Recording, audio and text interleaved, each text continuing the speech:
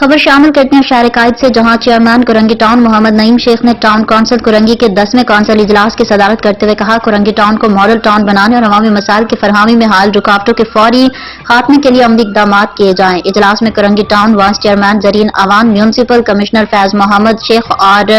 UC chairman अरकान town council, director council Tauheed Chauhan, TMC के अफसरान और दीगर भी मौजूद थे। इजलास का बाकायदा आगाज तिलावत कलाम पाक और नात से किया गया। चेयरमैन कुरंगी टाउन मोहम्मद नईम शेख ने रॉयल न्यूज टीवी के चीफ रिपोर्टर कराची जावेद महमूद अराई से खसूसी बातचीत करते हुए कहा, कुरंगी टाउन में अवामी सहूलियात के फरहमी के अमल के आगाज के लिए जामे हिकमत अमली के तहत कामों के आगाज के लिए लाए अमल भी तरतीब दिया गया और आज के एजेंडे में शामिल करारदादों को इत्तफाक राय से मंजूर किया गया, जिनकी तफसील यह है कि आखिर में चेयरमैन कुरंगी टाउन मोहम्मद नईम शेख ने इजलास में शरीक तमाम अरकान टाउन कौंसिल से इजहार तशक्कुर करते हुए कहा कि अरकान कौंसिल ने जिस मुस्बत अंदाज में कुरंगी टाउन के लिए पेश की जाने वाली दीगर करारदादों को कसरत राय से मंजूर किया, उस पर मैं उनका बेहद मशकूर और ममनून हूँ और उम्मीद रखता हूँ कि कुरंगी के अवाम और मुलाजमीन की फलाह बहबूद के लिए किए जाने वाले अमल में हमेशा एतमाद और इत्तफाक का मुजाहरा करेंगे। आखिर में मुल्क की सलामती और कुरंगी में डंपर की जद में आकर हलाक होने वालों के लिए दुआए मगफिरत की और कुरंगी टाउन के लिए दुआ की गई।